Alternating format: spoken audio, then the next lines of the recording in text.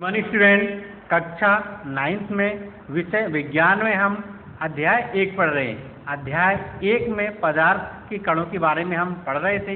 इसी क्रम में आज हम पढ़ेंगे 1.1.2 पदार्थ के कण कितने छोटे होते हैं।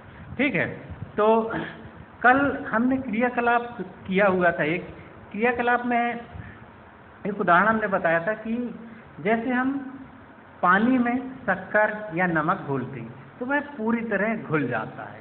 ठीक, तो इससे ये पता चलता है कि पानी या शक्कर के घुलने पर क्या हमें पानी या शक्कर के कण दिखाई देते हैं? नहीं दिखाई देते, लेकिन उसमें होते हैं। इसका मतलब पदार्थ के कण बहुत सूक्ष्म होते हैं। कैसे होते हैं? पदार्थ के कण बहुत अधिक सूक्ष्म होते हैं। तो पदार्थ के कण इतने छोटे होते हैं कि हम उनकी कल्पना भी नहीं कर सकते हैं। अब हम पढ़ेंगे पदार्थ के कणों के अभिलाक्षणिक गुण, यानी पदार्थ के जो कण होते हैं उनके कुछ गुण पढ़ेंगे। ठीक है, तो इसके अंतर्गत पहला आता है पदार्थ के कणों के बीच रिक्त स्थान होता है।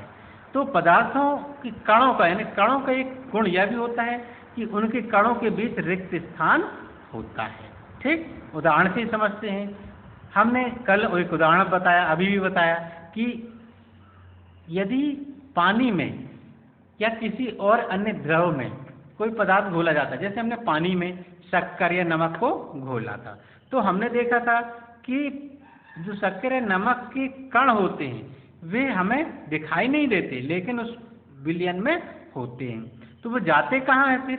तो पदार्थ के जो कण होते हैं यानी नमक या शक्कर के कण उस विलयन यानी पानी के कणों के बीच जो रिक्त स्थान होता है उनके बीच समावेशित हो जाते हैं। ठीक, तो इसका मतलब यह हुआ कि पदार्थ के कणों के बीच रिक्त स्थान होता है। ठीक, और भी कुछ उदाहरण हैं, जैसे चाय पीते हैं, चाय में कई चीज़ें डाली जाती हैं, है ना, लेकिन सभी चीज़ें हमें प्रदर्शित नहीं होती हैं। और भी कुछ उदाहरण हैं, जैसे कॉफ़ी, नींबू पानी।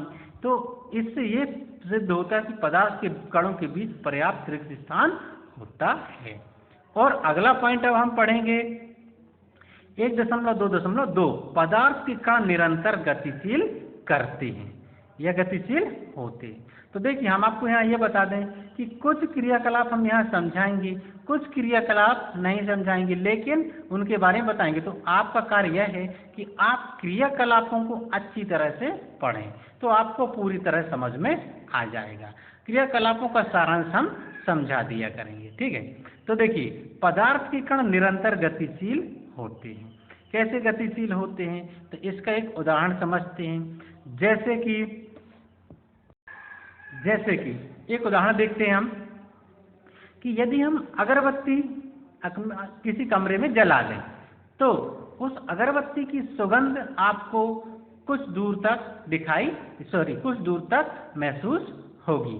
ठीक है, तो इसका मतलब यह हुआ कि पदार्थ के कण काफी दूर तक फैलते हैं और गतिशील रहते हैं। ठीक है, और कुछ उदाहरण हैं, जैसे यदि हम पानी से भरे हुए बर्तन में कुछ बूंदें स्याही की डाल दें तो स्याही की बूंदें क्या होंगी? पूरे जल में एक समान रूप से फैल जाएंगी, है ना, यानी मिश्रित हो जाएंगी।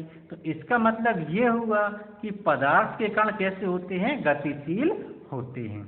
और पदार्थ के कण निरंतर गतिशील होते हैं। और अब इसका मतलब ये हुआ कि उनमें गतिज ऊर्जा होती है।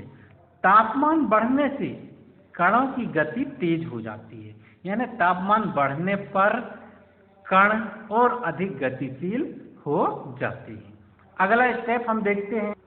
अगला स्टेप है पदार्थ के कण एक दूसरे को आकर्षित करते हैं, यानी पदार्थ के कण एक दूसरे को आकर्षित करते हैं, अर्थात बंधे हुए होते हैं। ठीक, हाँ, ये अलग अलग पदार्थों पर ये बंधन अलग अलग हो सकता है। किस प्रकार बांधे होते हैं? यहाँ एक उदाहरण क्रियाकलाप दिया हुआ, इसे आप पढ़ेंगे, हम समझाते हैं। देखिए, जैसे यहाँ कुछ बच्चे एक दूसरे के हाथ पकड़े हुए हैं, तो इस प्रकार से पकड़े होने पर क्या होता है कि वे आसानी से अलग अलग नहीं हो सकते।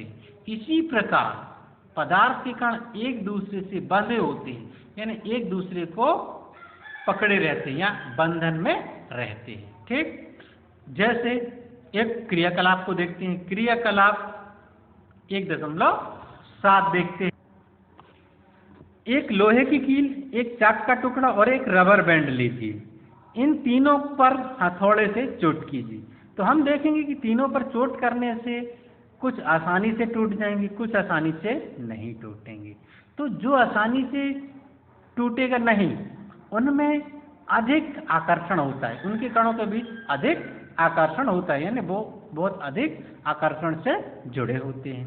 जबकि जैसे चाक का टुकड़ा कुछ अपेक्षाकृत रबर की अपेक्षा आसानी से टूट जाता है, तो इसका मतलब इनमें बंधन कम होता है, इनमें आकर्षण कम होता है।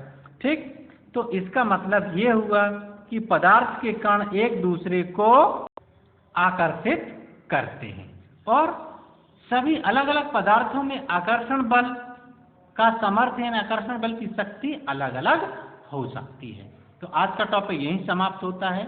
Thank you.